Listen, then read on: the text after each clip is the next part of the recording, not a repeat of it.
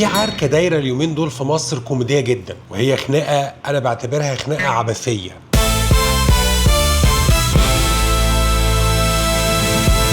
عبثية ليه من وجهة نظري؟ لأنه أطراف الخناقة تقريبا ملهمش دعوة بموضوع الخناقة. هديكم مثال بسيط عن العركة دي وبعدين هتكلم عنها.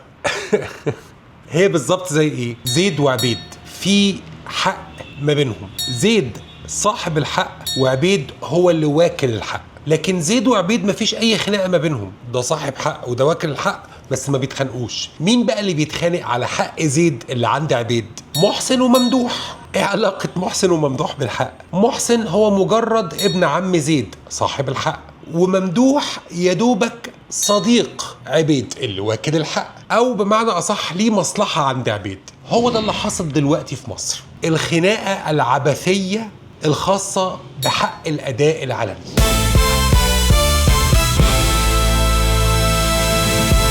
أنا ليه بقول عليها عركة عبثية؟ لأن الحكاية من أولها لآخرها ما فيهاش أي منطق. الموضوع بدأ بنائب مجلس الشيوخ الفنان ياسر جلال، اللي قدم مقترح في جلسة من جلسات مجلس الشيوخ بتفعيل مادة حق الأداء العلني في قانون حماية الملكية الفكرية. تمام جدا، ولكن النقطة هنا من وجهة نظري المتواضعة هي إنه ما دخل مجلس الشيوخ بهذا المقترح؟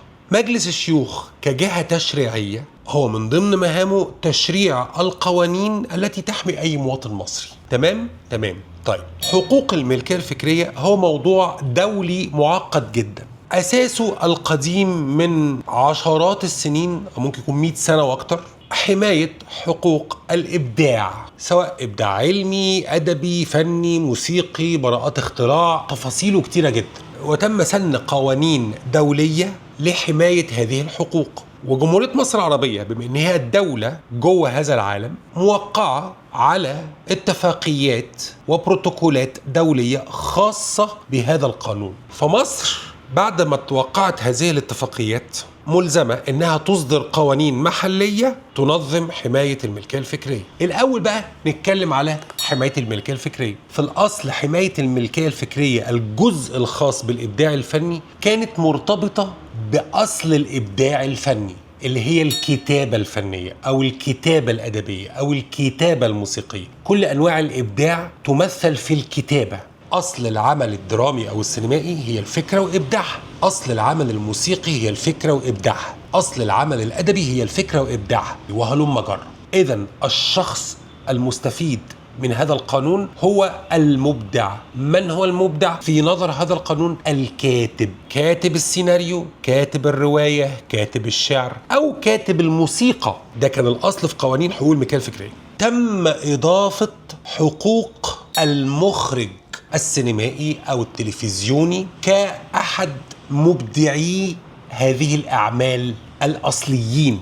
هنا احنا بنتكلم عن حق أصيل في الإبداع، فبدأ بالكاتب والموسيقي اللي هم بيكتبوا إبداعهم بكل الأشكال اللي ذكرتها قبل كده، ثم بالمخرج السينمائي أو التلفزيوني. فبالتالي كان هناك ما يسمى الحقوق الأصيلة، حق أصيل في الملكية الفكرية. إذن فهناك حقوق أصيلة في قانون حماية الملكية الفكرية اللي يتبع لها بند حق الأداء العلني. الحقوق الأصيلة فيما يخص الأعمال السينمائية والدرامية هي حقوق الثلاثة دول: الكاتب، كاتب السيناريو، كاتب الرواية، المؤلف الموسيقي اللي هو برضه كاتب للموسيقى، الموسيقى التصويرية اللي جوه العمل، ثم المخرج. دول أصحاب الحقوق الأصيلة في قانون حماية الملكية الفكرية اللي بيتبع له حق الأداء العلني. بعد كده تم إضافة حاجة اسمها حقوق مجاورة. حقوق مجاورة للأشخاص مش المبدعين، الأشخاص الذين قاموا بتنفيذ هذا الإبداع. زي في الموسيقى العازفين، فليهم حاجة اسمها حقوق مجاورة، ليست أصيلة إنما مجاورة. دي نقطة مهمة جدا لازم تتفهم. وكذلك الممثلين، يعني الممثل السينمائي او المسرحي او التلفزيوني ليه حقوق مجاورة لانه هو مش مبدع للعمل، هو قام بتنفيذ هذا الابداع، فيعتبر ان ليه حقوق مجاورة. بالنص القانوني ابراز المصنف الفني للجمهور عن طريق ادائه او تجسيده، وبالتالي الفنانين اللي ليهم حقوق مجاورة هم مثلا الممثلين، العازفين، المطربين، ومش متأكد بس ممكن برضو المصورين، مش متأكد من المعلومة، ولكن أنا متأكد منه أن الحقوق المجاورة تخص الممثلين، المطربين، العازفين. تمام لحد دلوقتي؟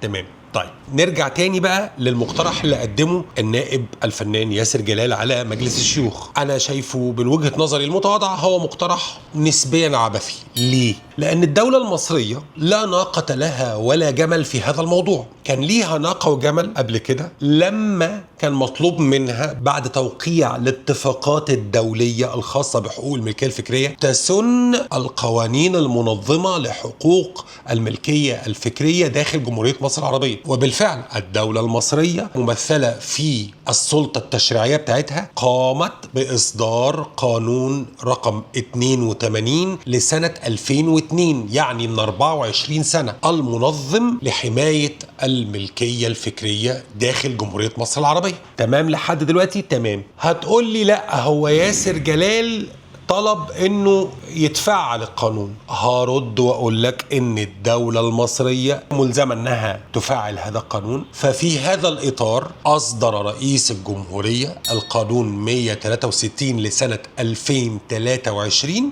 بانشاء الجهاز المصري لحماية حقوق الملكية الفكرية. هذا الجهاز هو المؤسسة المنوط بيها تفعيل قوانين حماية الملكية الفكرية ومنها حق الأداء العلني داخل جمهورية مصر العربية. وبالفعل تم إنشاؤه سنة 2023. الحقوق اللي كانت متنطورة ما بين وزارات كتيرة جدا ومؤسسات كتيرة جدا جوه الدولة فتوحدت كلها جوه هذه المؤسسة اللي بدأت تنفيذ شغلها. مجلس الشيوخ هيعمل ايه تاني غير اللي اتعمل؟ وعشان كده انا بقول ان الدولة المصرية بسلطتها التشريعية خلاص لا ناقة لها ولا جمل في هذه الخناقة. ليه؟ لان هي ليس لها حق ولم تأكل حق. دي حاجة ما بين ناس وناس جوه مصر وبره مصر باي ذا واي، والدولة تمام شرعت القوانين وفعلتها. بدأت بقى الخناقة بعد مقترح ياسر جلال.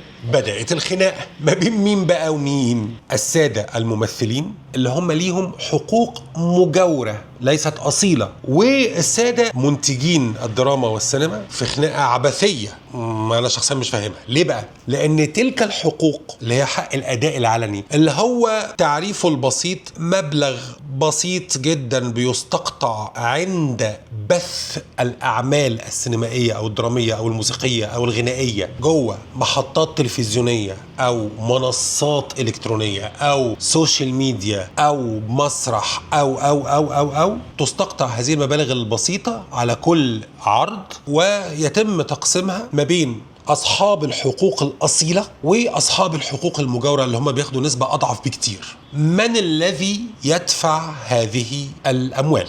جهات النشر. في القانون اسمهم الناشر.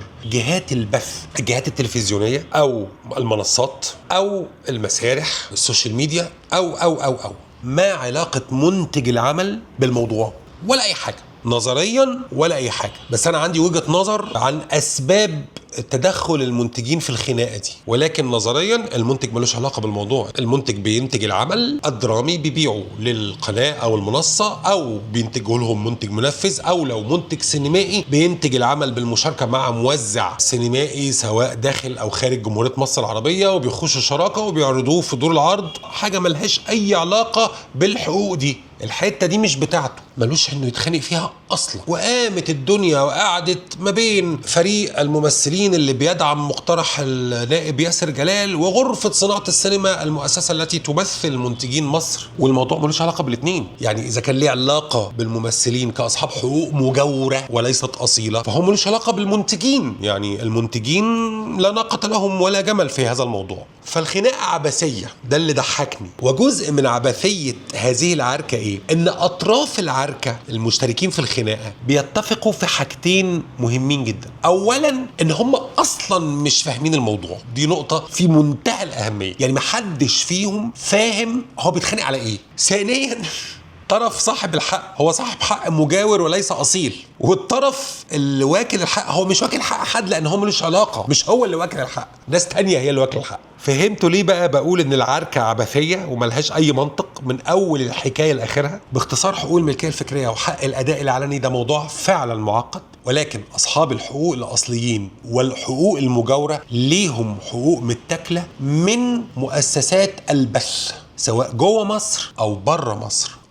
مؤسسات البث المحليه ومؤسسات البث الإقليمية ومؤسسات البث العالمية لا تدفع حق الأداء العلني للمبدعين المصريين وأصحاب الحقوق المجاورة المصريين، في حين إن هي نفس المؤسسات بتدفع حق الأداء العلني للمبدعين الأجانب من كل بلاد العالم، وتدفع حق الأداء العلني لأصحاب الحقوق المجاورة من هذه المناطق والدول، ولا تدفع هذه الحقوق للمبدعين المصريين وأصحاب الحقوق المجاورة المصريين. وللأسف مؤسسات البث العالمية أيضا نسبيا لا تدفع للمبدعين المصريين وأصحاب الحقوق المجاورة المصريين، بمنطق إذا كان رب البيت بالدف ضارب فشيمة أهل البيت كلهم الرقص. إذا كان محليا وإقليميا ما حدش بيدفع لكم، إحنا عالميا ندفع لكم ليه؟ الموضوع شائك، وبغض النظر عن عبثية الخناقة، بس هو موضوع مهم جدا جدا جدا جدا. وأنا شخصيا شايف ان كل المبدعين المصريين سواء اصحاب الحقوق الاصيله اللي انا شايفهم في صمت دلوقتي او اصحاب الحقوق المجاوره لازم يتكلموا فيه، ولكن عن درايه يدرسوه كويس علشان يعرفوا يطالبوا بحقوقهم كويس.